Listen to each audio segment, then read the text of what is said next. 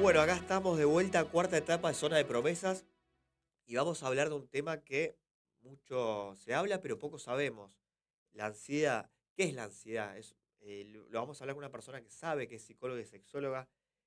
Es algo que, como dije al principio, le escuchamos de alguien, me contaron. Siempre tenemos a alguien de la familia que lo padece, pero no sabemos cómo accionar cuando esto se presenta. Entonces, la hemos invitado a ella, a Lorena. Lorena Admum, le voy a preguntar si lo dije bien el apellido. La conozco hace muchísimos años y hoy las casualidades de la vida nos volvimos a encontrar acá, en una radio. Así que bienvenida, Lorena, ¿cómo estás? Hola Nico, ¿cómo andás? Bien, ¿vos? Tanto, Bien. tanto tiempo, Lore. Sí, la verdad, re lindo verte después de mucho tiempo. Gracias, Lore. Igualmente, para mí es un placer y un honor que estés acá en el programa. Lore, ¿de qué hablamos cuando hablamos de ansiedad? Mira, en realidad la ansiedad es una emoción que tiene mala prensa. Bien, La ansiedad de por sí es una emoción que necesitamos para vivir.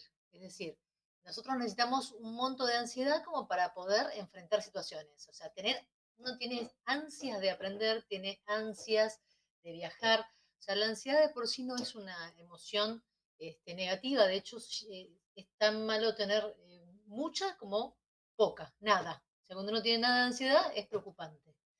Distinto es cuando hablamos de un trastorno de ansiedad, ¿sí? Que ahí ya estamos hablando de un monto de ansiedad que empieza a afectarte, que te empieza a obstaculizar para lograr un objetivo.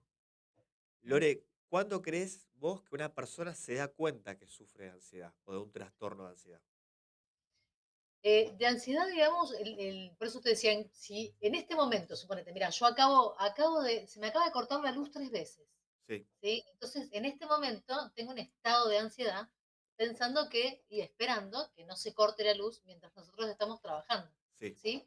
Es decir, la ansiedad que tengo es acorde a la situación que me aconteció hace poquito y tiene que ver con este momento. O sea, es un estado de ansiedad que no perturba, es acorde.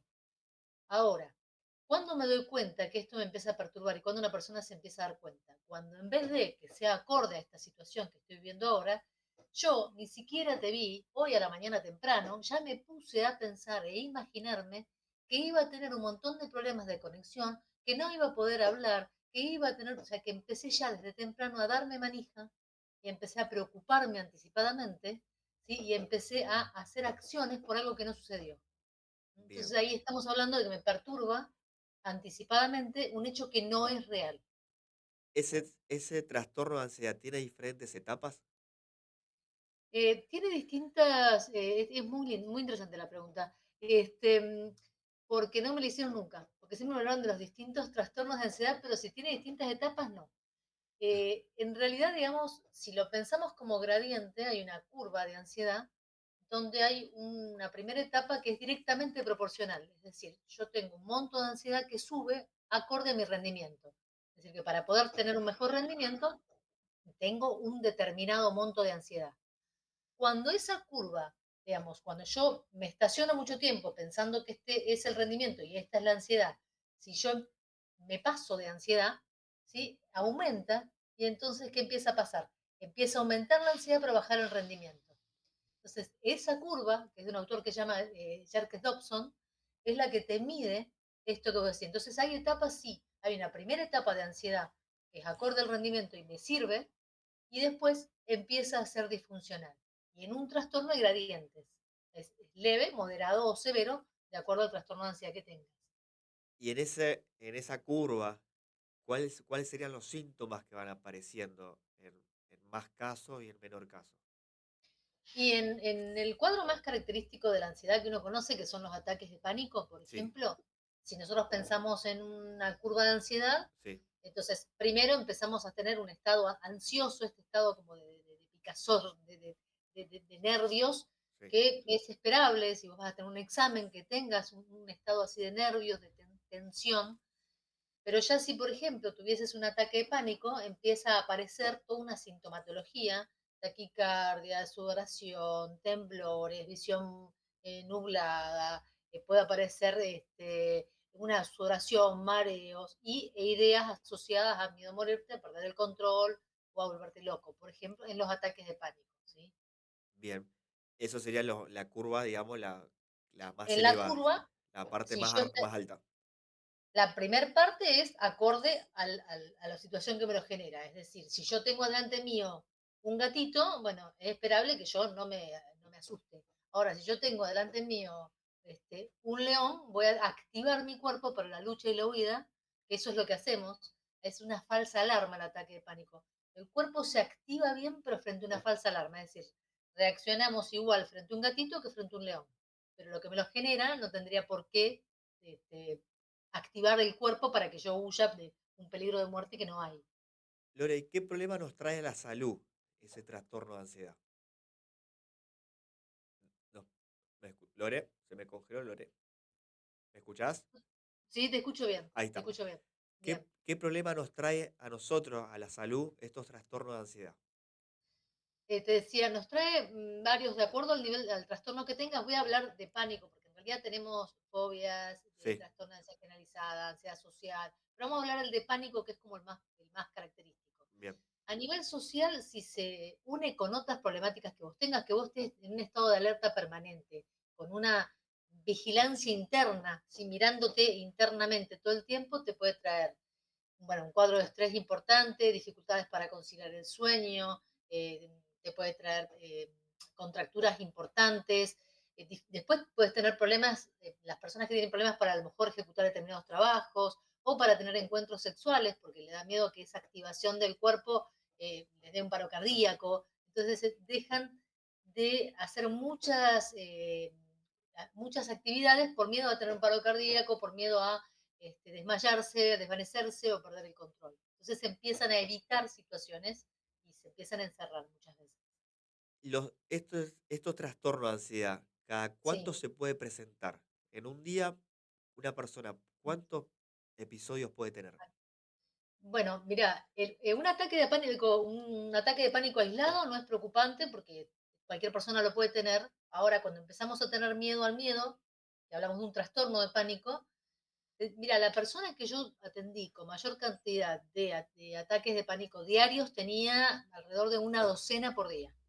Para que tengas una idea, un ataque de pánico es una contractura tremenda de tu cuerpo. O sea, pones todos los sentidos como si vos te fueses a morir en ese momento. Con lo cual terminás agotado. La persona que para que tenga esa cantidad de ataques de pánico diarios termina totalmente agotada y era sumamente invalidante en su vida.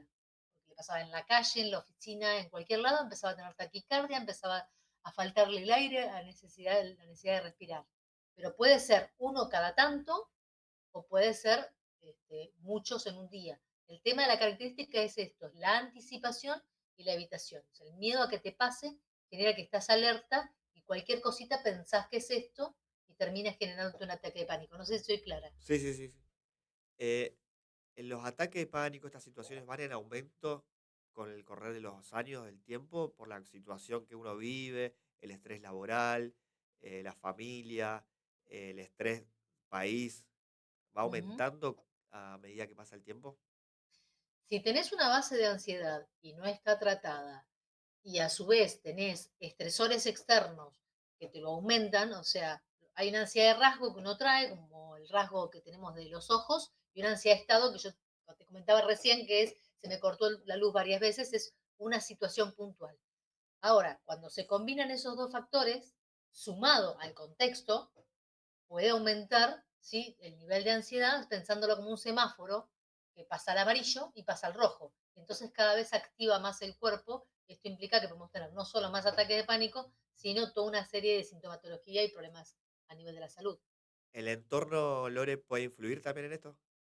Sí, puede influir el entorno si, por ejemplo, una persona con ataque de pánico se encuentra con alguien que lo acompaña en esto, pero no lo acompaña de una manera adecuada, es decir, le tapa los síntomas, lo solapa, lo trata de calmar como con el no pasa nada o lo lleva a un montón de médicos y a pesar de tener, esto es importantísimo, tener que el estado de salud de la persona es bueno, a pesar de tener esto, sigue llevándolo a toda una serie de especialistas y entonces en vez de resolver yendo a una persona que justamente esté especializada en trastornos de ansiedad, termina generando cada vez más episodios, ¿no? En, Sí, es- y si aparte en su sí. casa hay trastorno de ansiedad y son una historia similar, bueno, aumenta por el mismo contexto.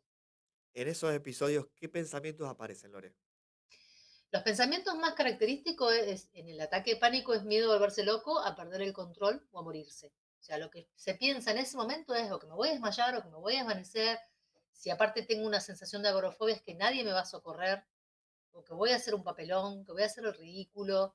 Pero fundamentalmente el mayor temor es a la pérdida de control, porque lo que pasa en ese momento es que le están pasando todo un montón de cosas a mi cuerpo y yo no estoy pudiendo hacer nada para contrarrestarlo a voluntad. ¿Y qué emoción se presenta? El miedo, ¿sí? A esa situación, el pánico puntualmente, que el pánico es así como ese monstruo que nos va a caer comiendo. Sí. Es un temor exacerbado, la sensación de vulnerabilidad, porque la sensación es que yo no tengo los recursos para hacer frente a esta situación, vulnerabilidad y muchas sensaciones a veces de soledad y de la sensación más importante es que me estoy volviendo loca, o sea, pienso que me estoy volviendo loca porque no estoy pudiendo resolver esto o que la gente me va a dejar, o sea, hay un montón, digamos, es de acuerdo a la persona y el contexto de esa persona, los pensamientos que pueden aparecer. ¿Y cuándo crees vos que la persona tiene que acudir a un profesional? Cuando la calidad de vida está bajando, o sea, cuando la persona está viendo que empieza a ser invalidante y no lo está pudiendo resolver con la caja de herramientas que uno puede tener, que es, qué sé yo, ir a clases de yoga, salir con amigos, tratar de relajarse, o sea, actividades que me generen una relajación y empiezo a ver que me empieza a afectar en mi vida y que empiezo a obstaculizarme y a no poder lograr ciertos objetivos, es mejor consultar. Lo que yo siempre digo es que un ataque de pánico se vive feo, pero se trabaja fácil. O sea, es algo que se puede trabajar muy fácilmente, con personas que trabajan el ataque de pánico, por supuesto.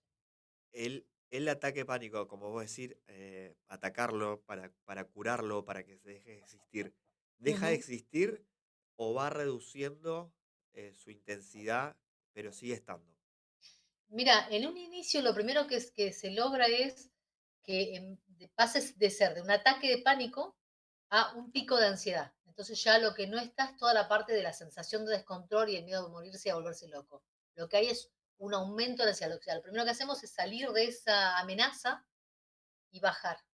Entonces, lo primero que se diferencia es la sensación del síntoma, porque generalmente lo que sucede es que la persona tiende a confundir.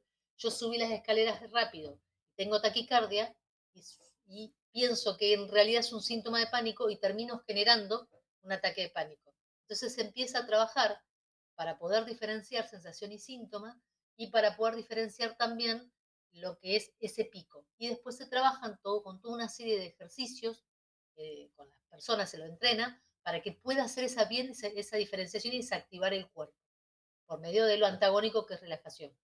Entonces se va trabajando por etapas y bueno, la idea es que vaya disminuyendo en progresión esa emoción.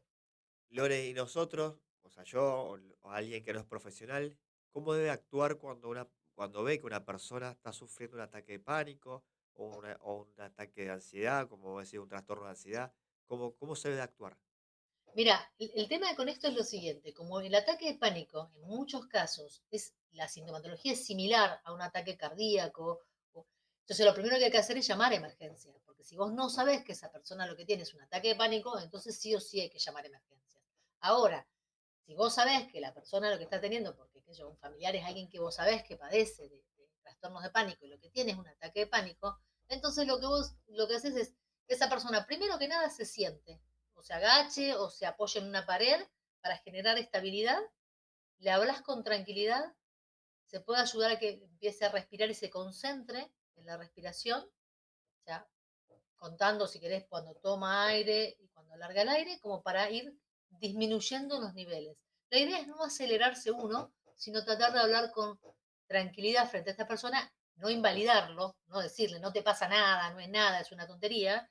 La persona no voluntariamente no tiene el ataque de pánico, nadie va a tener ganas de tener un ataque de pánico, por eso no invalidarla, simplemente hablarle tranquila y si no se puede, ahí sí se va a una guardia para que le den, en todo caso le van a dar alguna pastilla sublingual, algún clonazepam para que baje su estado de ansiedad, pero tiene que estar dado por un médico, porque hoy en día el clonazepam se toma como antes se tomaba la vallaspirina, o sea, cualquiera lo toma pensando que es cualquier cosa, y es un medicamento, o sea, es un fármaco, y lo tiene que dar, en este caso, sea necesario un psiquiatra, acorde a lo que necesite cada persona. Entonces lo mejor es, si sabes qué hacer, porque sabes que es pánico, háblale tranqui, que se siente y que vaya respirando, si es un ataque de pánico. Si no sabes qué hacer, llama a la guardia y a emergencia. Y después que vaya a algún especialista.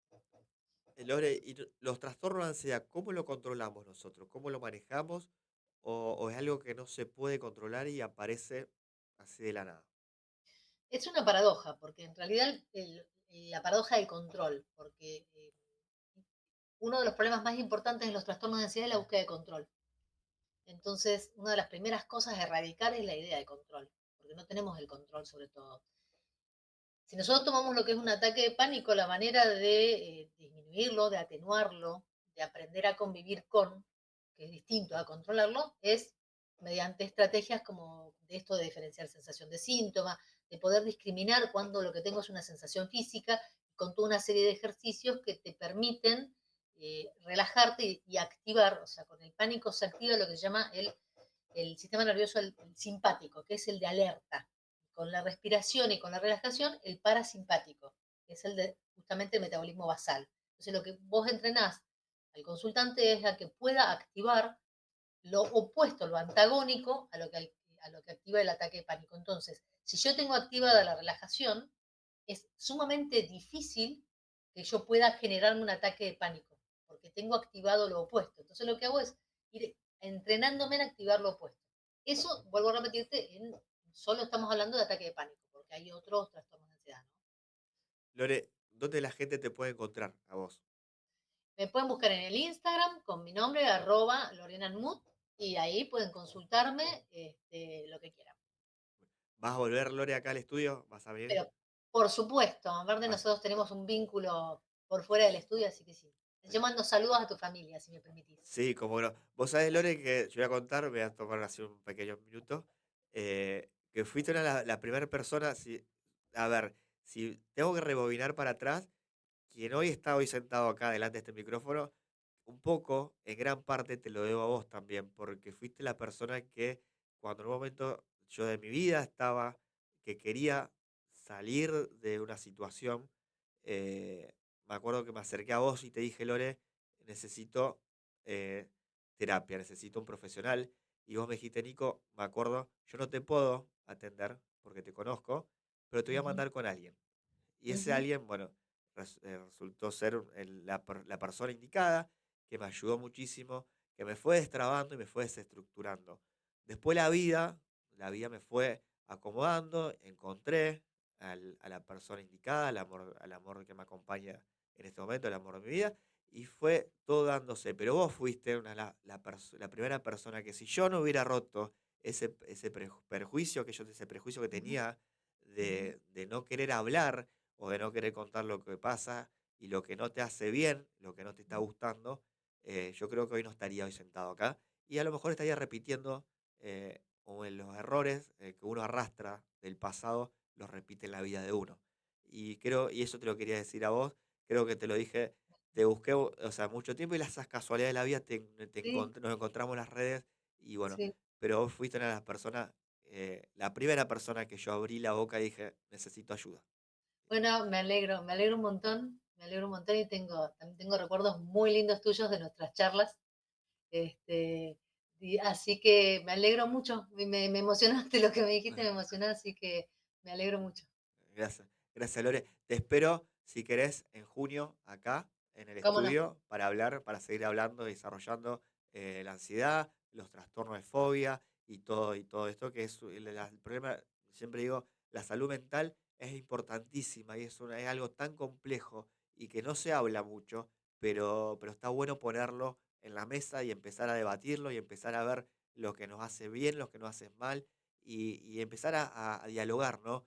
Y así empezar a tomar que la gente tome conciencia que la salud mental no es una palabra nomás, sino que es algo fundamental en la cabeza y en la estructura de una persona. Yo te agradezco mucho el espacio y bueno, que podamos hablar de esto y que la gente no se nutra de mala información, sino de que sepa qué hacer cuando le pasa algo. Claro Así que que te sí. agradezco mucho. Gracias, Y muchos éxitos. gracias Lore, te espero el mes que viene. Que estés muy bien. Chao Lore, gracias.